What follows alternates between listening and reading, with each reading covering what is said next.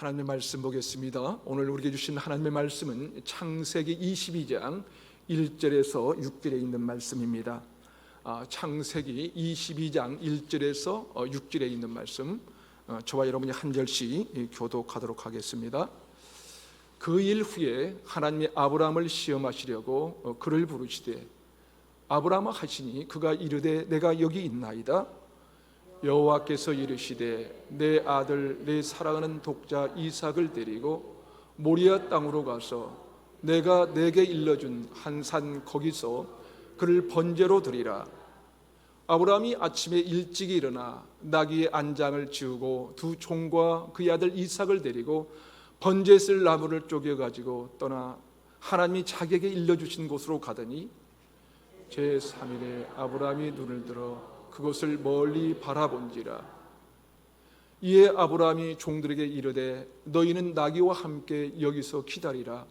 내가 아이와 함께 저기 가서 예비하고 우리가 너희에게로 돌아오리라 하고, 아브라함이 이에 번제의 나무를 가져다가 그의 아들 이삭에게 지우고 자기는 불과 칼을 손에 들고 두 사람이 동행하더니. 미국 문화 중에 가장 중요한 특징 하나가 개인주의라고 합니다. 인디비듀얼리즘이라고 하는데요, 각 개인의 이 자유와 자기결정권, 그리고 이 고유한 개성을 표현하고 성취할 수 있는 권리가 중요하다는 거예요. 한마디로 개인의 삶이 소중하다는 것입니다. 그것은 그들의 장점이기도 하지만 개인주로 인한 이 공동체 의식의 파괴가 심각하기도 합니다. 가장 큰 공동체 파괴 중에 하나가 이 가정이라는 것입니다. 우리나라는 자식을 낳으면 이 자식에 대한 애정이 굉장하죠. 아주 놀랍습니다. 더욱이 요즘엔 이 자식에 대한 이 마음이 거의 우상 수준이 된 것 같아요. 우상 수준. 그런 우리나라와는 달리 그들은 자식도 이 한 개체로 보는 거예요. 독립적인 이 개인이라 생각해서 존중하면서도 이 개인주의 때문에 가정에서 함께 살아가는 기쁨을 많이 누리지 못합니다. 대부분의 미국의 부모들은 이 자식을 통해서 이 자신의 삶이 어떻게 되리라 기대하지 않는다고 합니다. 물론 자식들도 마찬가지죠. 부모님께 기대어서 인생을 살려고 하지 않습니다. 사실 그런 것들이 장점이기도 하지만 어쩌면 가정의 무력함을 몰고 오기도 하는 것 같습니다. 자녀들은 당연히 부모를 모실 생각을 하지 않고요, 부모와 함께 지내는 것이 오히려 범잡스럽게 느껴진다고 합니다. 물론 당연히 이 자식과 함께 사는 것은 아니라고 생각을 하면서 연세가 들면 자발적으로 요양원에 들어간다고 합니다. 그것도 이 자식들이 이 요양원에 한 번씩 찾아와 주면 감사한 일이지만, 그렇지 않는다고 해도 그러려니 생각한다고 그래요. 어쩌면 이것이 개인주의의 아픔일지 모르겠습니다. 요즘 젊은이들을 보면 이 가정이라는 것을 그리 중요하게 생각하지 않는 것 같습니다. 간섭받지 않고 혼자서 하고 싶은 거 하면서 내 마음대로 즐기며 사는 것이 편하다고 생각한다는 것이지요. 그러다 보니까 많은 청년들이 이 결혼에 대한 생각이 없기도 하고요, 더욱이 이 결혼을 해도 아이를 낳지 않겠다는 젊은이들이 상당수라고 하지요. 아이를 갖는 것이 오히려 이 자신의 삶을 살아가는 일에, 자신만의 인생을 꾸려가는 일에 방해가 된다고 생각한 것 같고요, 미국의 이 개인주의 문화가 우리나라에도 이미 팽배해진 것 같습니다. 요즘 대가족을 이루고 사는 가정이 거의 없잖아요. 결혼하고 나면 당연히 독립해서 사는 것이라고 생각을 합니다. 이것이 옳다 그르다를 떠나서 이 개인주의가 가져온 이 중요한 한 가지 이슈가 있습니다. 그게 뭐냐면 이 나의 삶에 끼어들지 말라는 거예요. 타치하지 말라는 것이죠. 나도 당신의 삶에 끼어들지 않을 테니까 당신도 내 삶에 간섭하지 말라는 것입니다. 충고를 해줄 수가 없습니다. 충고 한마디 하면 속으로 그렇게 말합니다. 아니, 대놓고 그렇게 말합니다. 당신이나 잘하세요 라고 말하는 시대가 되어버린 것 같습니다. 그래서 어느 누구도 이 자신의 삶에 이 침투에 들어오는 것을 좋아하지 않습니다. 어느 누구도 자신의 삶에 누군가가 끼어들어서 자신의 삶에 영향을 미치기를 원치 않습니다. 그러다 보니까 믿음 생활하는 것에도 그런 마음을 가질 때가 많아졌습니다. 하나님께서 내 삶에 이 끼어들지 않았으면 좋겠다고 생각하는 거예요. 그렇다면 여러분, 우리가 걷는 믿음의 여정, 이 믿음의 삶이란 무엇을 말하는 것일까요? 오늘 본문, 하나님께서 아브라함에게 이삭을 바치라고 하신 사건을 통해서 우리에게 말씀하시는 믿음의 삶, 이 믿음의 길은 무엇일까요? 첫 번째로 우리가 걷는 믿음의 삶, 이 믿음의 길은요, 하나님께서 내 삶에 끼어들어 간섭하시는 것을 허용하는 것입니다. 뭐라고요? 하나님께서 내 삶에 끼어들어 간섭하시는 것을 허용하는 거예요. 오늘 본문 1절을 함께 읽어볼까요? 1절 함께 읽겠습니다. 시작. 하나님이 아브라함을 시험하시려고 그를 부르시되 아브라함아 하시니 그가 이르되 내가 여기 있나이다. 여기 보니까 하나님이 아브라함을 뭐라고 부르셨다고 합니까? 아브라함을 시험하시려고 그를 부르셨다는 거예요. 시험하시려고. 그런데 그때 아브라함의 반응은 무엇입니까? 네, 하나님, 제가 여기 있습니다. 제가 여기 있어요. 아브라함은 즉시 대답합니다. 하나님, 왜요? 저 여기 있어요. 말씀하십시오 라고 한 것이죠. 아브라함은 하나님이 자신의 인생에 끼어드는 것을 허용한 것입니다. 받아들인 것입니다.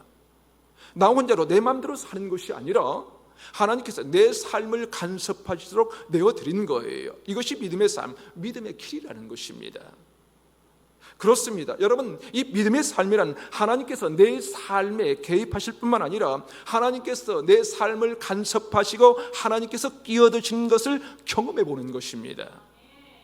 그래서 다른 사람들은 그냥 지나가 버리는 일에 대하여도 그 일에 하나님께서 끼어들어 말씀하시는 것을 듣고 느끼고 깨닫게 되는 것이 믿음의 삶이라는 것입니다.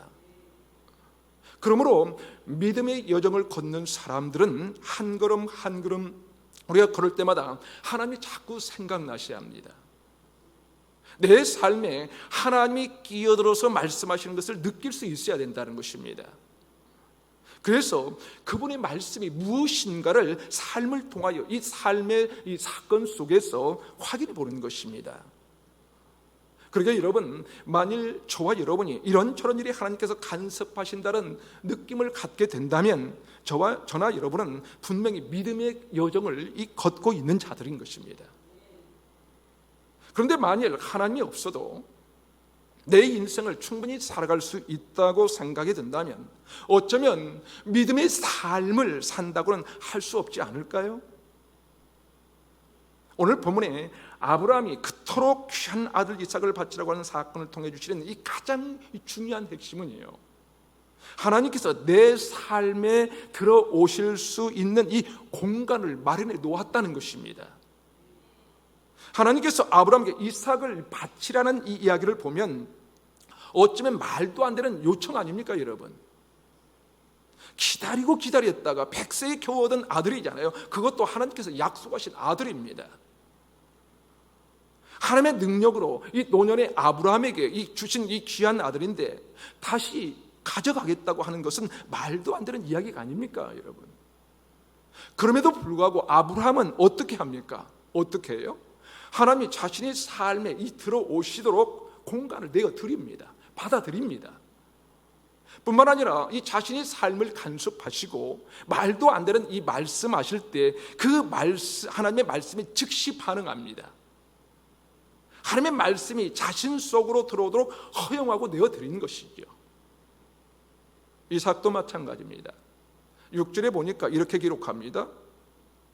아브라함이 이에 번제 나무를 가져다가 그의 아들 이삭에게 지우고 자기는 불과 칼을 손에 들고 두 사람이 동행하더니, 여러분, 이삭은 어려서 아무것도 모를 만한 그런 때가 아닙니다. 여러분, 뭔가 사리분별을 할 만한 나이, 소년의 나이였어요. 반항할 나이였습니다. 그러면 우리 같으면 반항하고 항변할 수도 있지 않습니까?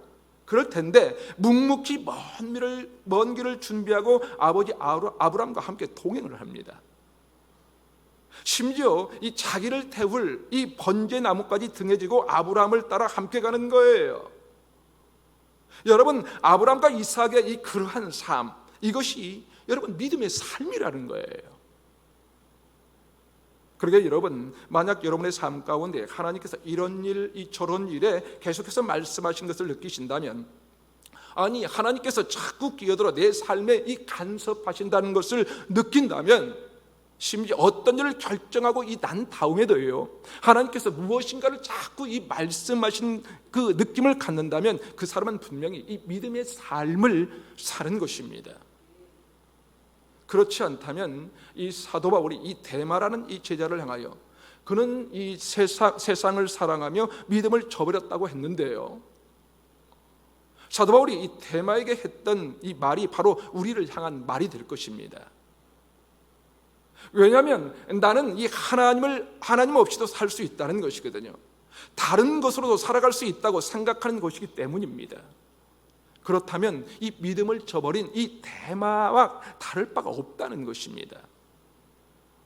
만약 우리가 이 하나님의 이 끼어드심, 하나님의 이 간섭하심, 하나님의 이 개입, 하나님의 이 말씀하심을 이 순간순간마다 느낄 수 없다면 그것은 믿음의 삶을 살지 않는 것입니다. 믿음의 길을 걷는 것이 아니지요. 다시 말해서 우리의 삶에 하나님이 끼어들려고 할 때 하나님의 그 개입하심을 허락하고 수용할 줄 알아야 믿음의 길을 걸어가는 이 믿음의 삶이라는 것입니다. 그러게 여러분, 하나님께서 자꾸만 이 무엇인가 느낌을 주실 때, 하나님께서 자꾸 이 끼어들어 말씀하실 때 이 공간을 내어 드리십시오. 그리고 그 느낌을 깨달아 알 수 있도록 지혜를 구하시기 바랍니다.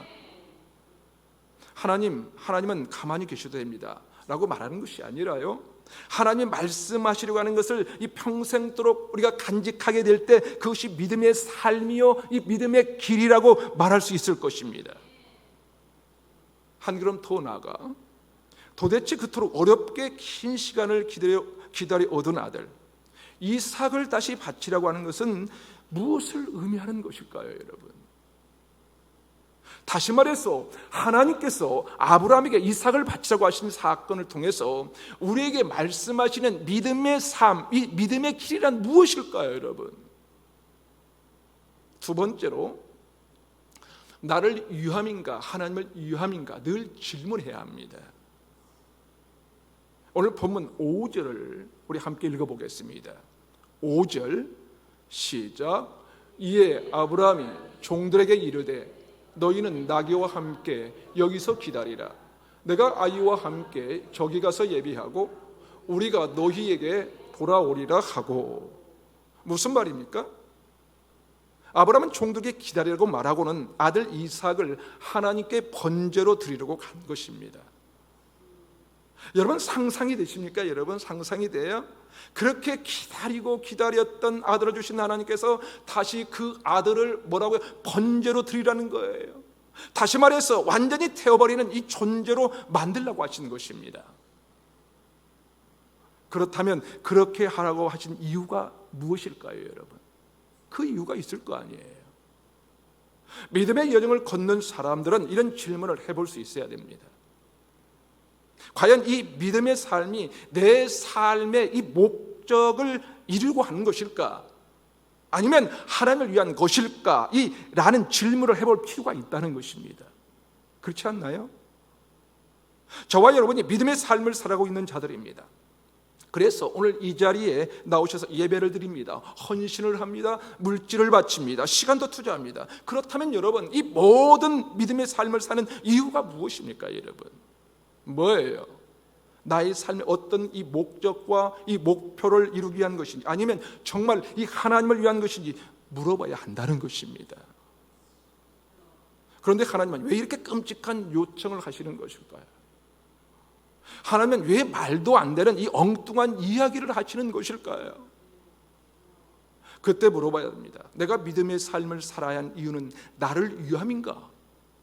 나를 위함인가? 아니면 하나님을 위해서 믿음의 삶을 사는 것인가 하는 거예요. 여러분, 사람들은요, 자기의 목적을 이루려고 생각하면 할수록 그 목적이 이루어지지 않으면요, 분노합니다. 분노해요. 억울해합니다. 심지어 신앙생활을 접어버리고 결정하기도 합니다. 그런데 여러분, 하나님은요, 우리의 상황을 다 아십니다. 아브라함께 이삭을 바치려고 하시는 곳이 모리아 산이었는데요. 그래서 이 부엘세바에 살고 있는 그 아브라함이 모리아 산으로 가지 않습니까? 거리 갑니다. 그 거리가 이 85km 정도 된다고 해요. 그래서 이 사흘길이라고 합니다. 그런데 이 모리아라고 하는 단어에는 이 중요한 의미가 담겨져 있어요, 여러분. 모리아에서 이 야는 이 하나님이란 뜻입니다. 하나님. 그래서 에레미야, 이사야, 여호수아의 끝에 붙은 야는 다 이 하나님과 이 연결이 되어 있는 거예요. 하나님과. 그런데 이 모리아의 이 모리라고 하는 단어는 어원이 이 라하라는 단어인데, 그 단어의 뜻이 뭐냐면 이 본다라는 뜻입니다. 그래서 이 모리아 산은 하나님께서 보신다라는 뜻입니다. 하나님께서 보신다. 하나님께서 이 보신다는 것은 모든 것을 하나님 알고 계신다는 거예요. 모든 것을. 다시 말해서 본다는 것은 알고 계신다는 것입니다. 알고 계신다. 그렇다면 왜 하나님께서 모리아 산에 가서 이삭을 바치라고 말씀하셨을까? 그것은 하나님께서 모든 것을 보고 계시고 알고 계시기 때문입니다. 예를 들자면 이런 것입니다. 아마도 하나님께서 그 순간에 아브라함의 그 인생에 개입하지 않으셨다면 어쩌면 아브라함은 하나님 없이도 충분히 인생을 마치려고 했을지도 몰라요. 하나님은 그것을 알고 계셔서 이삭을 바치라고 말씀하셨을 것입니다. 여러분, 아브라함은 거부였습니다. 거부. 그에게 이 소와 이 가축대가 얼마나 많이 있었습니까? 많이 있었는데 이 가축을 기를 땅이 모자라서 어떻게 합니까? 조카 롯과 나누어 질 수밖에 없을 정도로 거부였습니다. 돈이 충분히 있었어요. 그것만이 아닙니다. 조카 롯이 이 어려움에 처해 있을 때 그가 기르고 훈련시킨 이 가신들, 이 318명을 데리고 롯을 구해냅니다. 그만큼 이 충분하게 이 자기를 지킬 수 있는 이 방패막이 든든했어요. 유일하게 그에게 모자랐던 것이 있다면 이 가문을 이어갈 정실 분위기에서 난 자식이 없었습니다. 그런데 그 자식까지 얻은 것입니다. 그러니까 더 이상 아무것도 필요가 없는 거예요. 돈도 있죠. 충분히 자기를 지킬 수 있는 이 방패막이 든든하지요. 그렇죠? 그리고 게다가 가문을 이어갈 자식도 생겼죠. 무엇이 부족하겠어요, 여러분? 뭐가? 부족함이 없으니 그렇게 생각했을지도 모른다는 것이죠. 그래, 하나님이 없으면 어때? 이제는 내 아들도 생겼잖아. 이 아들도 생겼다. 이 아들이 가문을 잘 이어가면 이 만사 형통이지 라고 생각했을지도 모릅니다. 만약 하나님께서 그때 그 순간에 개입하지 않으셨다면 아브라함은 영원히 인생을 마감할 때까지 그랬을지도 몰라요. 하나님이 없어도 돼. 나는 충분히 부자이고 내 가족을 지킬 수 있는 이 훈련된 군사들도 있거든. 그리고 가문을 이어갈 멋진 아들까지 있으니 문제없어. 더욱이 이 하갈과 이스마엘은 이미 해결해 버렸잖아. 머리가 아팠던 하갈과 이스마엘도 떠나버렸거든요. 해결이 됐어요. 그러니 모든 것이 다 잘 될 것이고 같았고 하나님이 필요 없다는 거예요. 근심거리가 없는 것입니다. 모든 것이 완벽합니다. 그래서 더 이상 하나님이 필요하지 않게 되었습니다. 여러분, 이삭은요 하나님께서 주신 복입니다. 하나님께서. 불가능한 일이었는데 하나님께서 온 복입니다. 아브라함은 혹시라도 그것을 잊은 것은 아닐까요? 그런데 여러분, 혹시 우리도 그럴 때가 있지 않습니까? 여러분, 우리가 믿음 생활할 때 자칫 잘못하면 하나님께로부터 받은 복이 너무 좋아서 하나님이 필요 없게 될 때가 많다는 것입니다. 많다는 거예요. 하나님보다 받은 복을 더 중요하게 생각하는 것이지요. 복의 근원이 그분이었는데 그분으로 인하여 이 복이 주어졌고 그 복을 내가 누리고 있는데 어느 순간 이제는 하나님이 필요 없고요, 복만 있으면 된다고 생각하는 것입니다. 그래서 하나님을 포기해버릴 수 있다고 생각하는 것이지요. 그렇게 신앙은 늘 본질로 되돌아가는 것이 중요합니다. 다시 말해서 근원으로 돌아가는 것입니다. 그 복이 어디로부터 나왔는지를 확인하는 거예요. 확인하는 것. 그래서 나에게 주어진 이 현상에 이 불과한 이 복이 사라져도 이 근원만 붙잡고 살면 괜찮다고 믿고 사는 거예요. 왜요? 근원만 붙잡고 있으면 또 주실 수 있기 때문이지요. 또 주는 거예요. 그런데 만일 우리가 이 현상인 복을 붙잡고 살기 시작하면 하나님 없이도, 하나님이 아닌 이것만 있어야 된다고 생각하고 거기에 매달려 사는 것입니다. 그것을 잃으면 불안해지고요, 그것이 사라지면 내가 어쩔 줄 몰라 하는 것입니다. 왜냐하면 근본을 놓쳐버렸거든요. 근본을, 복이 어디서부터 시작됐는지를 잊어버렸거든요. 그러니까 이 복을 잃어버렸으니 얼마나 불안하겠어요. 얼마나. 그러나 만일 이 본질, 다시 말해서 이 근원으로 되돌아가면 그 복이 하나님께로부터 나왔으니까 그 복을 다시 가져가신다 해도 또 주실 수 있는 분이 하나님이 아니겠는가, 그런 것입니다, 여러분. 그래서 히브리서 11장에 보면 아브라함이 이삭을 바친 사건에 대하여 아브라함의 그 믿음을 히브리서 기자는 이렇게 기록해 놓았습니다. 하나님께서 이삭을 데리고 간다고 하실지라도 불가능한 데서 이 아들을 주신 하나님께서 아들을 다시 살리실 것이라는 이 믿음이 아브라함에 있었다는 것입니다. 그것이 바로 이 본질로 돌아가는 것입니다. 아브라함이 이삭을 가질 수 없었거든요. 아무리 몸부림쳐봐도 하나님의 개입하심이 없이 아들을 가질 수 없었거든요. 그렇게 하나님께서 약속을 유업으로 주셨다면, 하나님께서 이 아들을 데리고 가신다 해도 죽은 자 가운데서 다시 살리실 줄 믿었던 아브라함이었다는 것이죠. 그렇습니다, 여러분. 우리 인생에는요, 정말 중요한 것이지만 없어도 괜찮다고 생각하는 것이 필요합니다. 그것은 자족하고 살라는 이 뜻이 있기도 하지만 동시에 그것을 누가 주시는가 하는 것이 중요하다는 거예요. 여러분, 복은 하나님이 주시는 것이거든요. 그래서 복은 사라져도 괜찮아요. 왜요? 하나님만 계시면 다시 주실 수 있으니까. 그러니까 내가 좀 모자라도 부족해도 다 갖지 못해도요, 괜찮다는 거예요. 그것이 믿음이라는 것입니다. 믿음이라는 거예요. 우리가 고등학교 때 배웠던 이 가지 않은 길이라는 시를 쓴 로버트 프로스트라는 사람이 이 거두어 들이지 않은 것이란 이 시를 썼는데요. 그렇다면 이 거두어 들이지 않았다라는 것이 무슨 뜻입니까? 우리가 씨를 뿌리면 뭡니까? 열매를 거두는 거잖아요. 그렇죠? 열매를 거둡니다. 그런데 프로스트는 생각하기를 내가 씨를 뿌렸는데 거두지 못하는 것이 있지 않겠나 한 것입니다. 그 시의 내용을 좀 읽어드리면 이렇습니다. 무언가 모두 거둬들이지 않고 남겨두는 것도 좋겠다. 정해진 교육 밖에도 많은 것이 남아있다면 사과를 받는 것이든 뭐든 잊혀져 남겨진 게 있다면, 그래서 그 향기 마시는 게 죄가 되지 않는다면 그것 또한 좋겠다. 여러분, 우리는요, 어떤 특징을 가지고 있는가 하면요, 씨를 뿌리면 반드시 거둬야 한다고 생각하고 있어요. 그래서 내가 누군가에게 뭘 주면 반드시 받아야 된다고 생각들 하고 있어요. 그래서 그것을 되돌려 받지 못하면 그 사람이 머릿속에서 떠나지를 않는 거예요. 떠나지를 못해요. 왜입니까? 우리는 언제나 씨를 뿌리면 거둬야 된다고 생각하거든요. 그래서 씨를 뿌렸는데도 그만큼 얻지 못하면 너무너무 억울해요. 억울합니다. 분노하고 소리 지르고 싶은 거예요. 그런데 여러분, 믿음은요, 씨를 뿌렸지만 거둬들이지 않아도 된다고 생각하는 것입니다.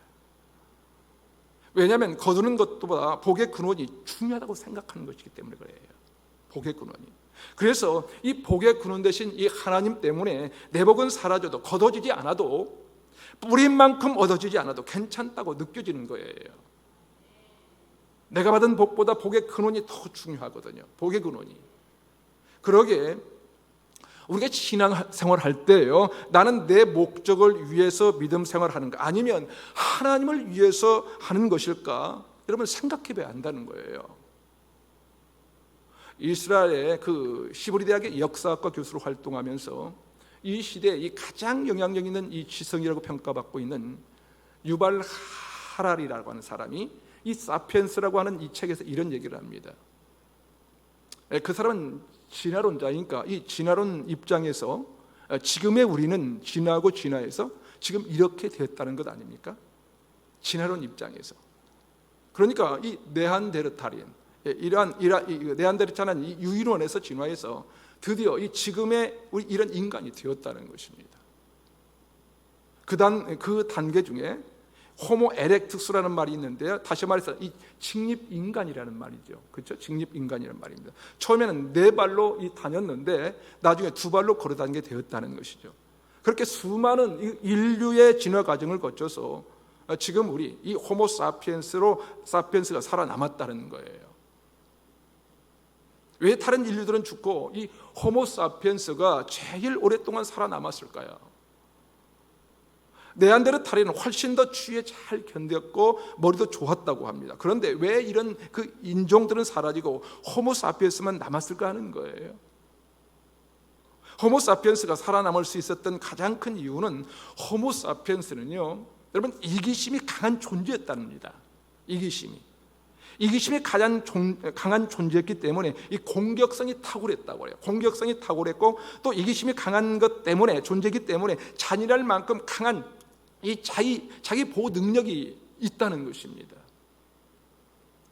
결국 누가 살아남는가 하면요, 내 이기심 때문에 남들을 공격하고요, 남들을 공격하면서도요 아무렇지도 않게 생각하는 본능 때문에 우리 인간이 살아남았다는 것입니다. 이게 진화론자의 말에 의하면 우리의 본능은 그렇다고 합니다. 이게 진화론자들이에요. 그러니까 우리는 내 것을 얻지 않으면 견디지 못한다고 하는 것입니다. 내 것을 지키지 못하면 나는 실패했다고 생각하는 거예요.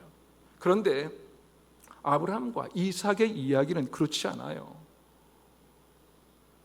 내 것이지만 내가 내어 놓으라고 말하면 내어 놓을 수 있는 거예요. 왜요? 무언가 이 내 인생에 거두지 않은 것이 있어도 괜찮다고 생각하는 거예요. 여러분, 오늘 이삭에 대해서 성경은 이렇게 어떻게 설명을 하고 있는가 하면요, 창세기 22장 2절에 보면 하나님께서 이렇게 말씀하세요. 여호와께서 이르시되 내 아들 내 사랑하는 독자 이삭을 데리고 모리아 땅으로 가서 내가 내게 일러준 한 산 거기서 그를 번제로 드리라. 그냥 내 아들이라고 적지 않았습니다. 그렇죠? 너의 아들, 너의 사랑하는 독자 이삭이라고 적었어요. 여러분, 이 독자라고 하는 이 히브리어 뜻이 뭐냐면 유일한 아들이라는 뜻입니다. 유일한 아들. 그러니까 유일하기 때문에 너무너무 귀중한 아들이라는 것입니다. 다시 말해서 아브라함이 그렇게 생각한 거예요. 이건 내 아들이야. 내가 진짜 사랑하거든. 그리고 이 아들은 내게 정말 나에게 귀중해 라고 하는 거예요. 너무너무 귀중하다는 거예요. 게다가 그 아들의 이름이 뭡니까? 이삭이에요. 이삭은 기쁨, 이 웃음이라는 것이지요. 웃음. 그러니까 이 아들은 진짜 내 기쁨이고 이 아들을 빼앗기면 나는 모든 기쁨이 사라질 거야, 사라진다는 거예요 라고 생각하고 있었다는 것이지요. 그런 아브라함을 하나님이 보셨다는 것입니다. 그런 아브라함에게 하나님은 그 아들을 나에게 바치라 라고 한 것입니다. 그래서 나중에 아브라함 이삭을 바치는 것을 보고 하나님께서 아브라함에게 네가 진짜 나를 사랑하는 줄 이제야 알았노라고 하시지 않았습니까? 만약 그때 하나님이 개입하지 않으셨다면 여러분, 아브라함에게는 아들 이삭이 나에게 가장 귀중하고 이 아들만이 나에게 기쁨을 줄 수 있다고 생각할 수 있었을 것입니다. 아브라함에게 이삭에 대한 이 사랑이 점점 더 깊어질 때 오늘 말씀 이 1절이 있는데요, 1절에 있는 대로 그 일 후에 그랬어요. 그 일 후에. 그 일이 뭐냐면요, 이스마엘이 그 이삭을 놀리고 괴롭혀서, 그래서 근심이 되어서 이스마엘을 완전히 쫓아내고 모든 일이 해결되고 난 다음에 이제는 걱정이 없고 이 아들로 인하여 내가 기쁨을 누리게 되었을 때, 바로 그때 하나님께서 아브라함의 삶에 개입하신 것입니다. 아브라함의 삶. 왜냐하면 우리의 믿음의 삶은 나의 목적을 이루는 것이 아니라 하나님을 위한 삶이 되는 것이 목적이기 때문에 그렇습니다. 신앙생활이 그런 것 같습니다. 내 목적을 위해서 믿음 생활하면 그것이 여러분 우상이 됩니다. 우상이 돼요. 그래서 십계명의 가장 첫 번째 계명이 뭡니까? 나 외에 다른 신을 내게 두지 말라는 거예요. 왜냐하면 우리가 받아 누리는 복이 하나님처럼 되어버린 때가 너무 많거든요. 하나님께 간절히 구해서 얻어낸 복이 나중에는 하나님보다 더 소중하게 여겨져서 하나님은 버려도 받은 복은 버릴 수 없다고 생각하기 때문입니다. 본질이 바뀐 것입니다. 주객이 전도된 것입니다. 그러나 우리가 본질로 되돌아간다면 우리가 받은 복이 사라진다 해도 우리는 다시 뭐예요? 얻을 수 있다는 믿음이 확실해질 수 있습니다. 그래서 복에 매달리지 않습니다. 하나님보다 자식이 더 중하지 않고요, 돈에 매달릴 필요가 없습니다. 더욱이 남들 평판에 매달릴 필요가 없는 것입니다. 왜냐하면 그것이 진짜 복이 아니거든요. 여러분, 나에게 진짜 복은 복의 근원이신 이 하나님이시거든요. 그래서 우리가 이렇게 찬양합니다. 내가 주인 삶은 모든 건 내려놓고 내 주 대신 주 앞에 나가 내가 사랑했던 모든 건 내려놓고 주님만 사랑해. 주 사랑 거친 풍랑에도 깊은 바다처럼 나를 잠잠케 해. 주 사랑 내 영혼의 반석 그 사랑 위에 서리. 여러분, 그거잖아요. 사랑하는 여러분, 우리가 걷는 믿음의 길, 이 믿음의 삶은요, 하나님이 내 인생에 개입하실 수 있도록 순간순간마다 하나님을 생각해 보는 삶을 살아야 합니다. 이런 일 저런 일, 때로는 어려운 일을 당하고 이 기쁜 일을 만나도 하나님을 생각하는 삶을 살아야 된다는 것입니다. 더욱이 그것이 내 삶의 목적을 이루기 위함이 아니라 하나님을 위한 것이라면 그것이 가장 이 좋은 것들을 얻을 수 있는 이 축복의 길이라는 것입니다. 왜냐하면 우리가 믿는 하나님은 어떤 분이십니까, 여러분?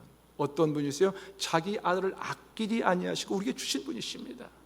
우리에게 주셨어요. 그렇다면 그 아들과 함께 이 모든 좋은 것을 우리에게 주시지 않겠습니까? 바로 그것을 경험하는 삶이 믿음의 삶이 아니겠습니까, 여러분? 그렇다면 여러분은 어떠십니까? 여러분은 어떠세요? 여러분의 기도는 나를 위함입니까? 하나님을 위한 것입니까?